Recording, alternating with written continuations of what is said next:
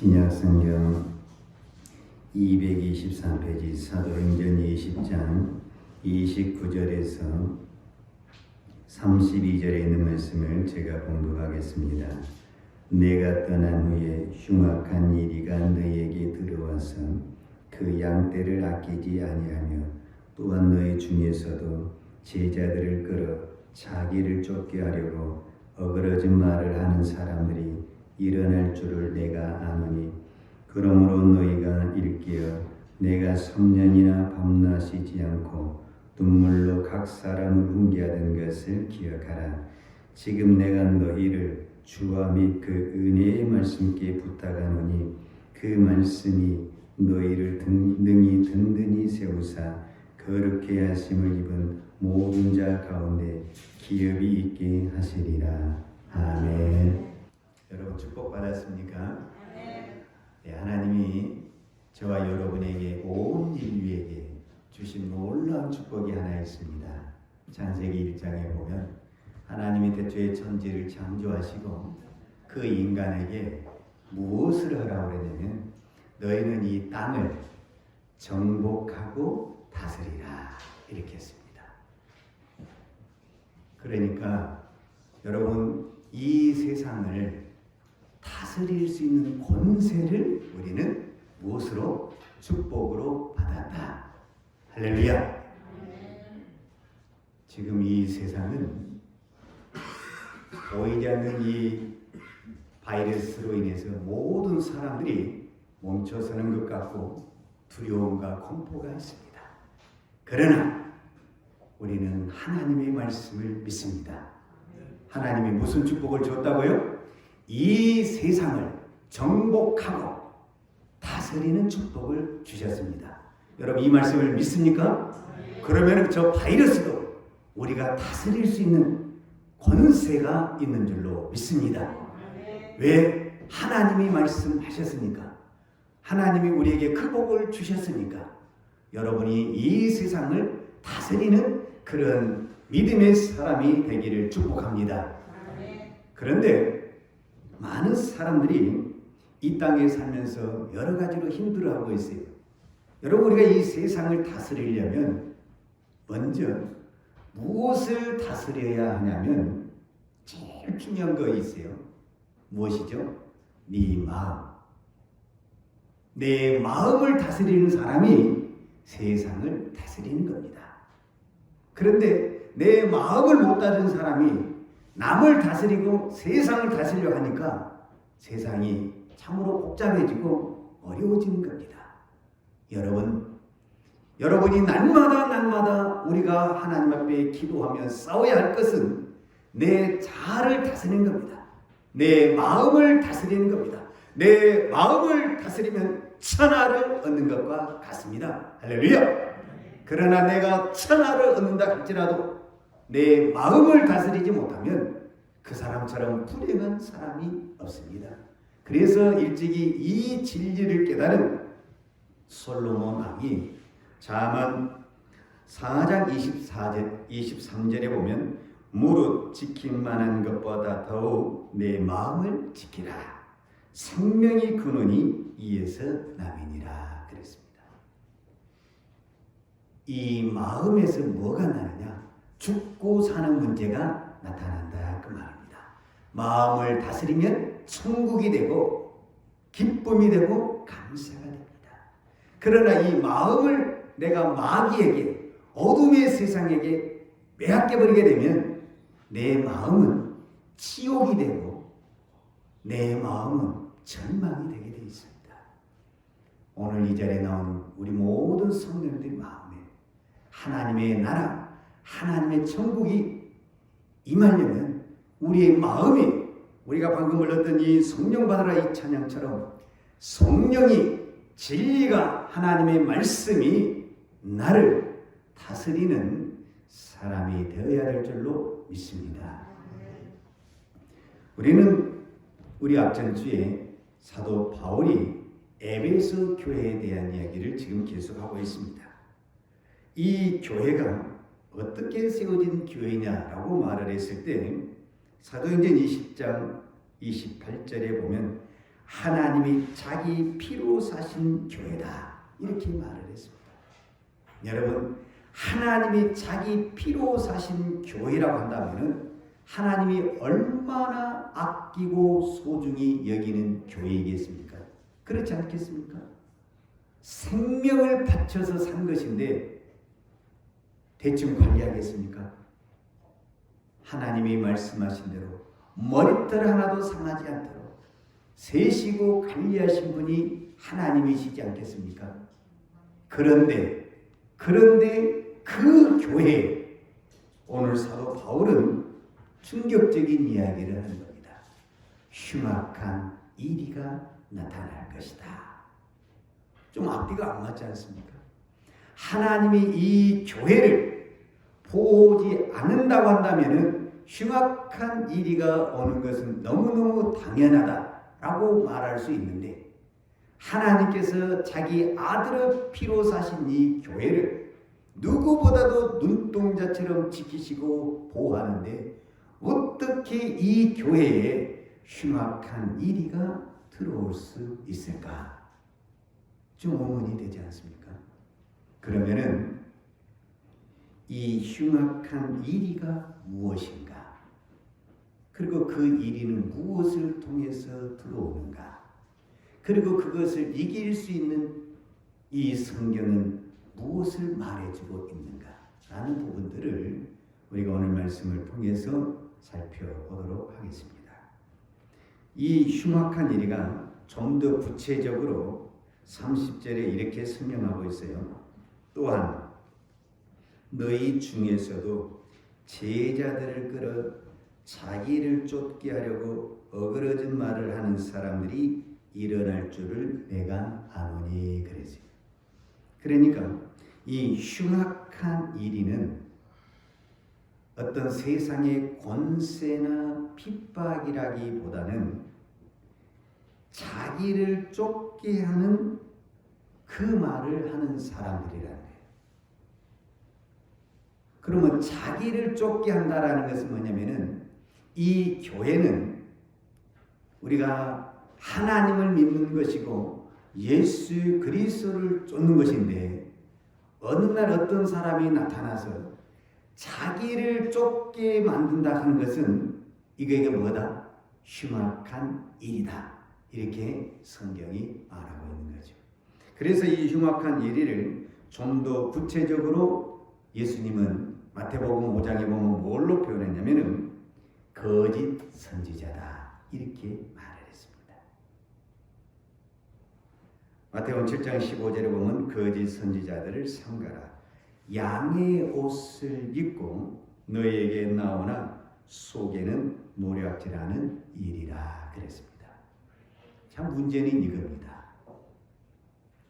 겉으로는 양의 모습을 하고 있는데 속에는 이리가 있다라는 겁니다.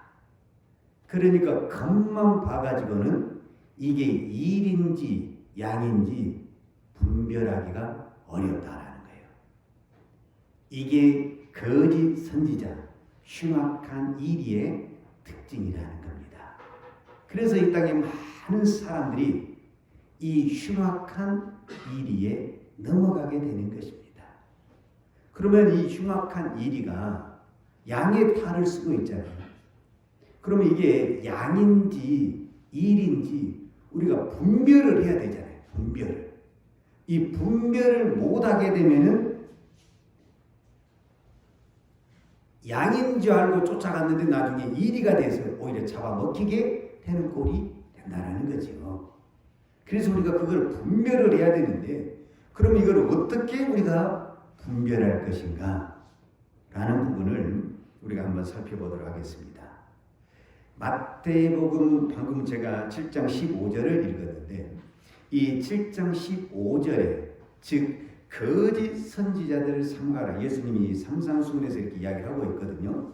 그러니까 이 거짓 선지자에 대해서 이야기를 7장 15절에서 하고 있는데, 그러면 7장 13절, 14절, 그러니까 이 거짓 선지자에 대해서 이야기하기 직전에 예수님이 무슨 말씀을 하셨냐면은 그 말씀 속에서 거짓 선지자, 즉 양과 이리가 구별되는구나 하는 것을 찾게 되는 것입니다. 그러면 7장 13절과 14절에는 무슨 말씀이냐면 좁은 문으로 들어가라.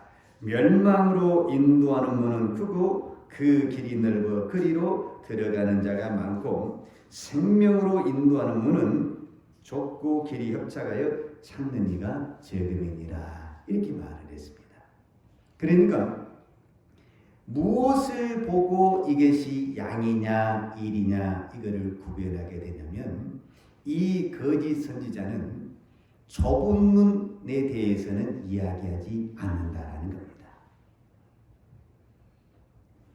여러분 이제 좁은 문이 또 무엇이냐 그러면 이제 우리가 또 말씀을 살펴봐야 되는데 사실 좁은 문은 이제 우리가 일반적으로 십자가의 길이다 이렇게 이야기를 하잖아요. 물론 그 말이 저는 틀리다라고 생각하지 않지만 그보다 좀 더 현실적으로 우리에게 와닿는 것을 말을 하자면은 신앙생활은 겉과 속이 있어요. 겉과 분명히 양의 탈을 쓴 이리가 있는 것처럼 내 안에도 겉과 속이 있어요. 그런데 이 신앙의 겉이란 것이 뭐냐면은 세상적으로 형통한 것을 우리가 겉이라고 말을 해요. 즉 질병에서 치료를 받았다든지 뭐 좋은 학교에 진학을 했다든지 뭐 좋은 직장에 들어가게 되었다든지 뭐 여러 가지 세상에 잘 되는 것이 있잖아요. 우리가 일반적으로 신앙생활의 어떤 출발점이 어디에서 많이 출발하게 되냐면은 이 부분에서 주님을 만나고 주님을 출발하는 시발점이 되는 겁니다. 물론 이제 우리가 하나님의 은혜로 어릴 때부터 예수님을 만난 그런 가정도 있고 개인도 있지만 그럴지라도 중간에 반드시 이런 고난과 역경을 통해서 주님이 만난 어떤 지점이 있어요. 근데 대부분이 그때가 언제냐면은 내가 고난을 당할 때든지 아니면 내가 질병을 당할 때든지 내가 어려움이 있을 때 그때 누구를 찾게 되냐면은 하나님을 찾게 되고 예수님을 찾게 되는 겁니다. 그런데 그렇게 해서 예수님을 만났어요. 그리고 또 실제적으로 그 문제가 예수님을 만나고 해결이 됐어요. 그래서 우리가 오해하지 말아야 될 것은 예수를 믿는 것은 우리가 겉이 잘 되기 위해서 예수를 믿는 것이 아니라는 거예요. 그런데 대부분의 우리의 신앙이 어디에다 초점을 두고 있냐면은 내 속에다 초점을 두는 것이 아니라 겉에다가 초점을 두고 있다는 거예요. 겉에다가. 여러분 겉에 초점을 두고 있게 되면 우리의 신앙이 어떻게 되냐면 겉이 잘 되면 내 신앙이 잘하는 것처럼 생각을 하게 된다는 거예요. 절대 그렇지 않습니다, 여러분. 여러분 이 부분에 대해서 오해하면 안 됩니다. 우리의 신앙은 어디에다 초점을 두어야 되냐면 우리의 속에다가 초점을 두어야 됩니다. 내가 얼마나 변화되었고 내가 얼마나 낮아졌고 내가 얼마나 죽어졌는가 여기에 우리의 신앙의 척도를 둬야 되는데 그 사람이 얼마나 복을 받았고 얼마나 세상에 출세했고 얼마나 많은 영향력을 주는가에 대해서 우리는 신앙의 척도를 전하게 되면 그것이 자꾸 우리의 신앙을 변질하는 것으로 가고 넓은 길로 가게 되는 것입니다. 나도 모르게 거기에 신앙을 초점을 맞추게 되게 되면은 어디에 빠지게 되냐면 나는 이것이 믿음인 줄 알았다라는 거예요. 이것이 양인 줄 알았다라는 거예요. 그런데 나중에 보니까 이것이 믿음이 아니고 이것이 양이 아니고 일이었다라는 것을 깨닫게 된다라는 겁니다. 그래서 저와 여러분이 신앙생활을 하면 할수록 깨달아야 될 것은 뭐냐면 주님은 우리의 겉에 관심을 갖고 있는 것이 아니라 우리의 마음에 관심을 갖고 있습니다. 그래서 제가 서두에 그 이야기를 하는 겁니다. 잠언 4장 23절 뭐로 지킬 만한 것보다 더욱 내 마음을 지키라. 이 마음이 곧 무엇이냐? 우리의 믿음입니다. 네 믿음을 지켜라. 많은 사람들이 믿음을 어디에다 포커스를 두고 되냐면 믿음 생활 잘하면 세상에 복을 받는 것으로 초점을 맞추게 됩니다. 물론 믿음 생활 잘해서 복을 받은 사람들이 없다라는 얘기가 아니에요. 그러나 그것이 믿음의 목표가 되어서는 안 된다라는 겁니다. 그것은 우리가 믿음 생활을 하기 위해서 하나님이 보너스로 은혜로 주시는 복이다라고 말할 수 있습니다. 예를 들자면 이런 겁니다. 하나님이 창세기 37장에서 50장까지 보면 요셉의 이야기가 많이 나오는데 하나님이 왜 요셉에게 그런 축복을 주느냐 하면 하나님이 이 요셉을 통해서 자기 민족을 구원하려는 하나님의 계획이 들어있습니다. 그러니까 하나님이 우리에게 믿음의 길을 갈 때 그 믿음으로 역사를 이루할 것이 있다 그 말이죠. 그러면 그 역사를 이루한 부분에서 물질이 필요하다. 그러면 물질을 주실 것입니다. 권세가 필요하다. 세상의 권력이 필요하다. 그러면 하나님이 주실 것입니다.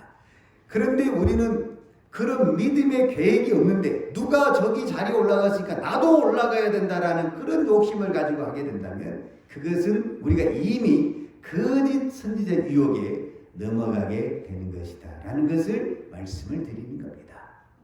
그래서 오늘 교회는 왜 지금 사도 바울이 이 교회에 대해서 이렇게 강하게 흉악한 일이다, 그 다음에 자기를 쫓게 하는 거다 이런 이야기를 하냐면 지금 이 교회는 어떤 부분에서는 사도 바울이 세운 이 에베소 교회도 그렇고 모든 교회도 그렇지만 외부의 핍박으로 즉 로마나 유대인의 그 모든 핍박으로 문 닫는 교회는 없어요. 대부분이 무엇으로 인해서 교회가 문을 닫냐면 바로 거짓 선지자나 그 거짓 선지자를 쫓아가는 그 양들로 인해서 교회가 어려움을 당하는 겁니다. 그러면 그 근본적인 이유가 뭐냐? 결국은 욕심인 겁니다. 욕심. 우리가 창세기 1장에서 보는 것처럼 아담과 하와는 에덴의 동산에 부족한 것이 있습니까? 없습니까? 없지요. 부족한 것이 없지요. 부족한 것이 없어요. 그런데 그 부족한 것이 없는데도 불구하고 그들은 욕심을 부린 거예요. 그 욕심을 부리다가 그 있는 것을 빼앗기게 되는 것입니다. 제가 얼마 전에 이런 이야기를 했더니 어떤 사람이 깜짝 놀라더라고요. 에덴 동산에 아담과 하와가 그 에덴 동산에 사는데 부족한 것이 있었을까요? 없었을까요? 했더니 없다라는 거예요. 여러분도 그렇게 생각하세요? 부족한 것이 있을 것 같아요? 없을 것 같아요? 아담과 하와에게 없을 것 같죠? 아, 그렇죠. 그러면 이제 우리가 이런 질문을 하면 어떻겠어요? 아담과 하와가 가지고 있는 것하고 지금 내가 가지고 있는 것하고 누가 더 많이 가지고 있어요? 아담과 하와가 가지고 있는 것은 불과 그 자연에 나는 그것밖에 없잖아요. 뭐 그들이 집이 있어요, 자동차가 있어요, 핸드폰이 있어요. 아무것도 없잖아요. 그러면 얼마나 부족한 것이 많겠어요. 우리는 아담이 꿈에도 꾸지 못한 것들을 우리는 다 가지고 있고 누리고 있어요. 정말 우리는 많은 것을 누리고 있고 많은 것을 가지고 있어요. 그런데 여러분, 아담이 우리보다 훨씬 더 부족한데 부족한 것이 없다고 여러분이 말했잖아요. 그럼 우리는 그보다 더 많이 가지고 있으니까 우리는 더 부족한 것이 없어야 되잖아요. 그런데 우리는 부족한 것이 더 많다라는 거예요. 그럼 뭐 때문에 그러는 거예요? 결국 욕심 때문에 그러는 거죠. 결국 우리 욕심이에요. 우리 안에 보이지 않는 그 욕심, 아담이 가지고 있는 그 욕심이 선악과를 따먹었던 것처럼 우리 안에 계속 그 죄악된 욕심이 지금도 일어나고 있는 겁니다. 그래서 신앙은 내 마음과의 싸움이에요. 다른 적과의 싸움이 아니에요. 누구 때문도 아니에요. 내 마음을 이기면 모든 것을 이기는 거예요. 그러나 내가 모든 것을 소유한다 할지라도 내 마음이 무너지니까 있는 것을 다 잃게 되는 거예요. 이 대표적인 사람이 아담이 아닙니까? 그리고 우리가 아담의 후손 아닙니까? 그렇기 때문에 우리는 지금 날마다 사실은 누구하고 싸우냐면은 내 자신과의 싸움입니다. 내 자신과의 싸움에서 이기면 우리는 날마다 천국이 되는 줄로 믿습니다.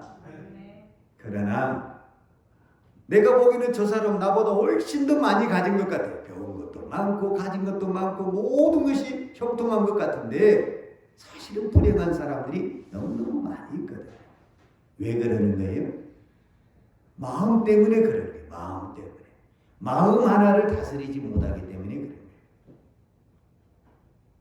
이 마음을 누가 다스리겠습니까? 내가 다스린다고요? 그래서 주인을 바꾸라는 겁니다. 내가 다스릴 줄 안다면 내가 주인이 되면 되는 겁니다. 그런데 내가 다스릴 줄 모르니까 내가 주인의 자리를 내어놔야 되는 거예요. 그런데 주인의 자리는 내가 가지고 있으면서 내 마음을 다스려 주라니까 아무리 성령이 하나님의 말씀이 나를 다스리려 하게도 내 안에 주인이 내가 되어 있기 때문에 말씀이 들어와도 하나님의 영이 들어와도 그 주인을 바꾸지를 못하는 거예요. 오늘 여러분의 마음에 주인을 바꾸시기 바랍니다. 그러면은 성령이 내 마음을 다스리시고 말씀이 나를 다스리시고 내 안에 천국이 일어날 줄로 믿습니다. 자, 이 교회 안에 흉악한 일이가 있을 것이다. 그리고 이 흉악한 일이는 제가 방금 말씀대로 거짓 선지자가 나타날 것이다. 이렇게 말씀을 드렸어요. 그러면 이 거짓 선지자를 이길 수 있는 무기가 무엇이냐라고 말을 했을 때 사도 바울은 32절에 이렇게 말을 하고 있어요. 지금 내가 너희를 주와 및 그 은혜의 말씀께 부탁하노니 그 말씀이 너희를 능히 든든히 세우사 거룩해 하심을 입은 모든 자 가운데 기업이 있게 하시리라. 그래서 결국 이 흉악한 일을 이길 수 있는 강력한 무기를 사도 바울은 이 에베소 지도자들에게 말씀을 했는데 그게 뭐냐 했을 때 은혜의 말씀이다. 이렇게 말씀하고 있습니다. 그러니까 이 흉악한 일을 이길 수 있는 무기는 세상의 그 어떤 것도 아니고 오직 무엇이어야 된다? 하나님의 말씀이어야 된다라고 선포하고 있습니다. 할렐루야. 그런데 왜 이 말씀이 이 사도 바울이 이렇게 강조를 하게 되냐면 그때 당시는 아니 지금 예를 들자면 로마의 사람들이 교회를 핍박한다고 했을 때 그것을 이길 수 있으려면 세상적인 방법으로 우리가 이야기를 하면 로마의 뭐 높은 권리를 가지고 어떤 권세를 가지고 있는 사람이 있으면 좀 더 이렇게 이롭지 않을 것이냐 이렇게 생각할 수 있는데 그것 자체가 교회에 큰 문제가 된다는 것입니다. 여러분, 교회는 하나님이 말씀이 선포되는 것을 가장 자랑스럽게 생각하고 그것을 최고의 권위에 놔둬야 됩니다. 그런데 우리는 언제부터선가 저는 이게 잘못됐다라는 게 아니에요. 예를 들자면 서울시장이 우리 교회를 나왔다. 예를 들자면 왜 제가 이 비유를 드냐면 아직 서울시장이 없기 때문에 제가 이 말하는 게 좀 마음이 편해요. 뭐 우리 교회 나올지 안 나올지 저는 그 관심도 없지만 왜 이야기를 했냐면 그렇게 되면 교인들은 하나님의 말씀이 선포된 것을 자랑하는 것이 아니라 야, 우리 교회는 서울시장도 나와. 이제 언제부터선가 교회의 자랑은 서울시장이 되는 거예요. 예수님은 어디 간 데 없고 우리 교회는 누가 나온지 아냐? 서울시장이 나와. 이제 그게 전도의 어떤 용어가 되고 그게 교인들이 다 자랑거리가 되는 거예요. 이게 하나님이 기뻐하는 일이냐 그 말이에요. 그러면 이 교회는 그때부터 무너지기 시작하는 거예요. 어떻게 무너지느냐? 서울시장을 나온다고 나발을 불었잖아요. 그러면 그 서울시장 밑에서 뭔가 부스러기를 얻어먹은 사람들이 이제 몰려들기 시작을 하는 거예요. 믿음도 없이 위장을 해서 양인 척 위장을 해서 달라붙기 시작하는 거예요. 그 사람들이 이제 교회 온통 모든 것을 휘짓고 다니면서 교회는 쑥대밭이 되기 시작하는 거예요. 그래서 교회의 자랑은 그 어떤 것도 자랑을 해서는 안 되는 거예요. 교회가 크다라는 것을 자랑을 해서도 안 되는 거예요. 예루살렘 교회가 제자들이 예수님 앞에 얼마나 크다고 자랑을 했어요. 그 크다고 자랑한 그때 이미 교회는 성전은 넘어지기 시작하는 거예요. 그러니까 여러분 교회 크다고 자랑하면 안 되고 교인 수가 많다고 자랑해도 안 되고 우리는 헌금이 많다고 자랑해도 안 되고 우리가 오직 자랑해야 될 것은 하나님의 말씀과 예수 그리스도밖에 없다라는 이 진리만을 자랑해야만이 교회가 든든히 세워갈 줄로 믿습니다. 혹시 여러분들 중에 우리도 인간이기 때문에 저런 사람이 있으면 좋겠다 그런 생각이 들을 수가 있죠.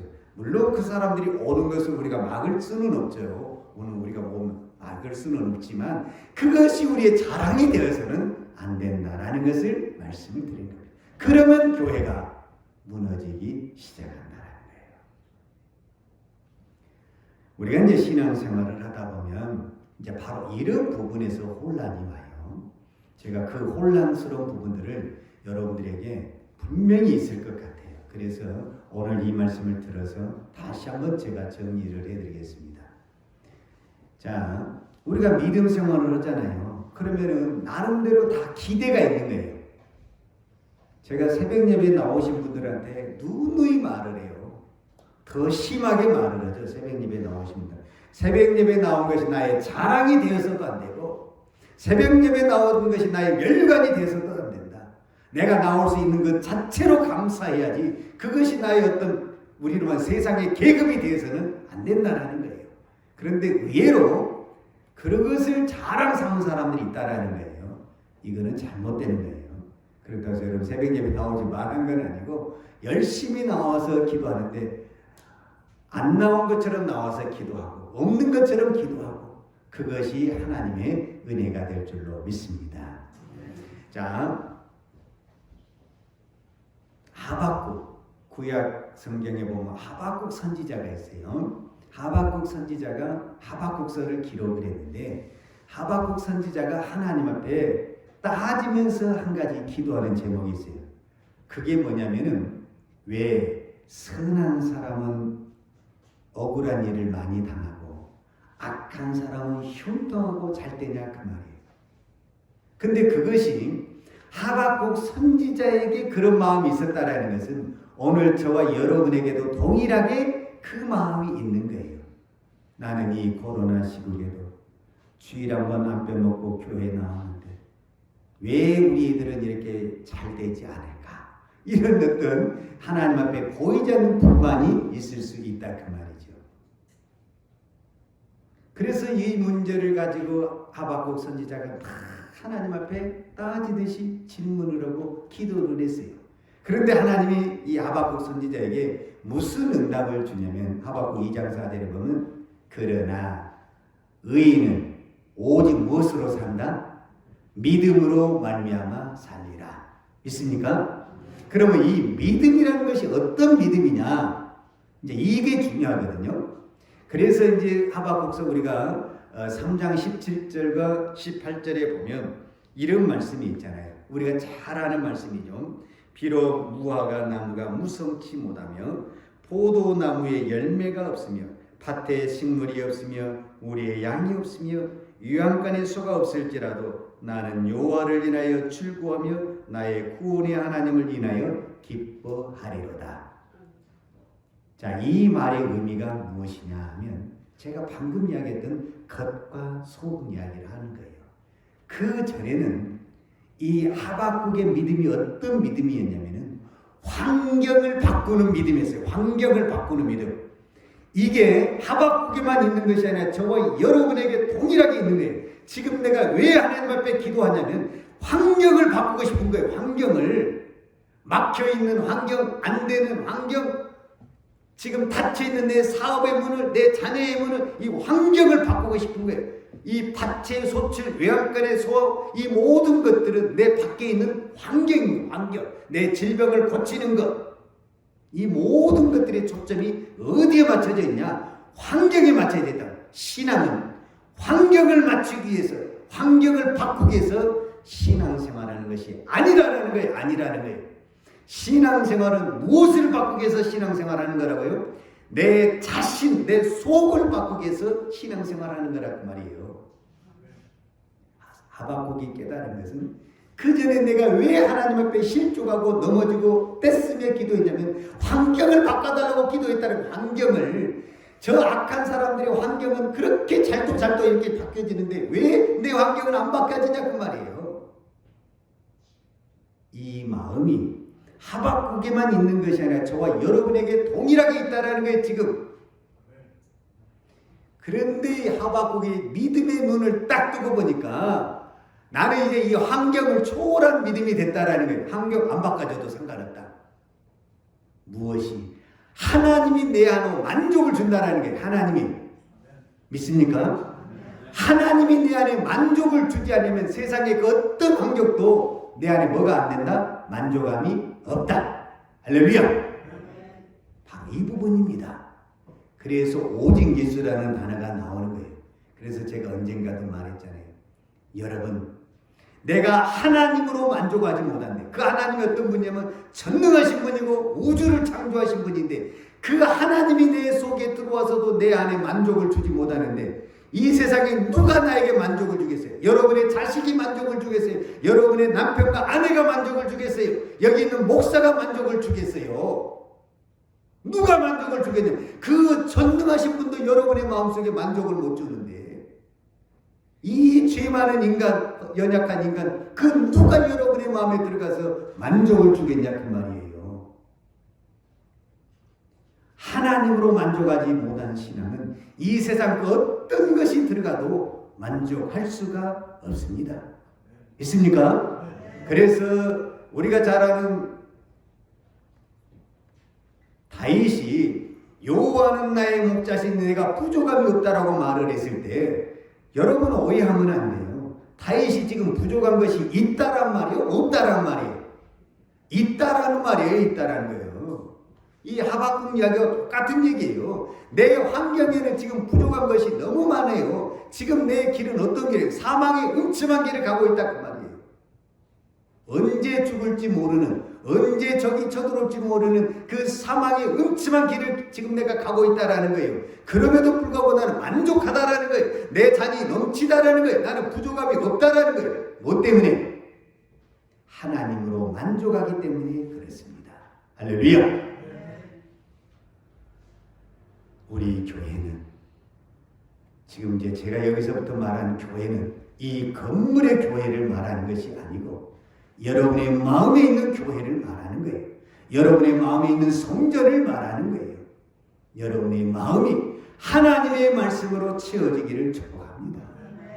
여러분의 마음이 하나님으로 채워져야만이 내가 성경을 봐도 찬송을 드려도 그 찬송이 내 안에 가득 채워지게 되는 것입니다.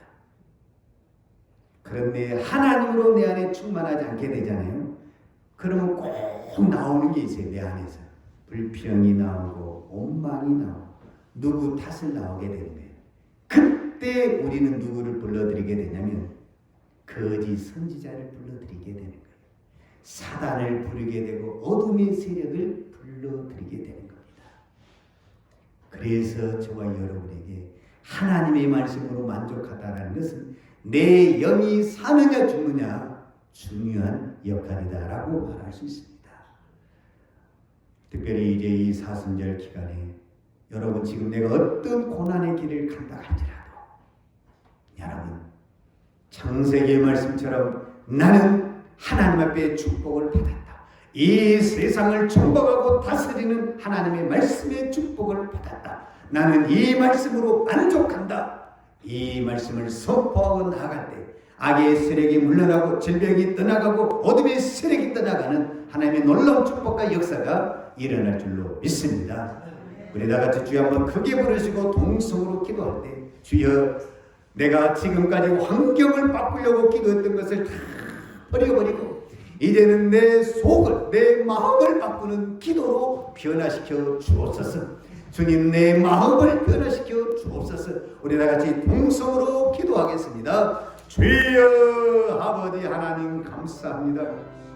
그동안 우리가 신앙생활하면서 정말 우리는 환경을 바꾸려고 몸부림을 쳤습니다. 막혀있는 환경, 병들어 있는 내 몸, 여러 가지 환경을 바꾸려고 우리는 하나님 앞에 울부짖으며 기도했습니다. 그러나 지나놓고 보면은 이 환경은 바꿔지지 않았고 여전히 있는 것 같습니다. 그것 때문에 우리는 낙심하고 실망하고 좌절했습니다. 오늘 다시 한번 저의 믿음의 눈을 뜨게 해주신 아버지 하나님 감사합니다. 이제는 내가 내 환경을 바꾸기 위해서 하나님 앞에 기도하지 않고 내 마음을 바꾸고 내 속을 바꾸고 내 믿음을 변화시키는 이 믿음의 기도를 드릴 수 있는 은혜를 허락하여 주옵소서. 오늘도 사랑하는 우리 모든 성도들을 위해서 기도합니다. 참으로 이 세상이 가면 갈수록 힘들어지고 어려워지고 있습니다. 그러나 이 세상은 하나님의 말씀으로 다려질 줄로 믿습니다. 오늘도 이 말씀의 권세, 이 말씀의 능력을 저희들에게 축복으로 주신 아버지 하나님 감사합니다. 이 말씀으로 이 세상을 정복하며 다스리는 믿음의 자녀, 믿음의 권세를 허락하여 주옵소서. 예수님의 이름으로 기도하였습니다. 하나님 아버지 감사합니다. 많고 많은 사람들 중에서 저희들을 하나님의 자녀로 불러주시니 감사합니다. 세상이 주지 못하는 하늘의 권세, 이 말씀의 권세를 주시니 감사합니다. 주님이 말씀하신 대로 주님이 주신 이 기록된 말씀을 통해서 우리가 이 세상을 정복하기를 원합니다. 이 세상을 다스리기를 원합니다. 내 마음을 하나님의 말씀으로 다스리기를 원합니다. 주여 오늘도 우리에게 성령의 충만한 은혜를 주시고 말씀의 권세를 주셔서 어둠의 세상을 다스리고 악의 세대를 물리치는 믿음의 성도들 다 되게 하여 주옵소서. 오늘도 드린 우리 모든 성도들을 위해서 기도합니다. 세상은 가면 갈수록 힘들어지고 어려워지고 있습니다. 그러나 우리는 하나님을 믿습니다. 전능하신 하나님, 이 세상을 창조하신 그분이 오늘도 저희들에게 이 세상을 정복하고 다스리는 하나님의 말씀의 권세를 주셨습니다. 이 말씀을 붙들고 끝까지 이 믿음의 길을, 십자가의 길을 달려갈 수 있는 은총을 허락하여 주옵소서. 예수님의 이름으로 기도하였습니다. 아멘. 지금은 교회의 머리 되신 우리 주 예수 그리스도의 은혜와 독생자를 보내주신 아버지 하나님의 무한하신 사랑과 성령님의 교통하심과 충만하신 은혜가 오늘도 오직 의인은 믿음으로 말미암아 살리라 이 고백으로 살기를 원하는 사랑하는 주의 종들 머리머리 이해와 특별히 이 나라의 민족과 한국 교회에 온 열방에 나가서 하나님의 복음을 증거하는 선교사님들 머리머리 이해와 특별히 사랑하는 주의 자녀들 머리머리 이해 이제부터 영원토록 함께 있을지어다. 아멘.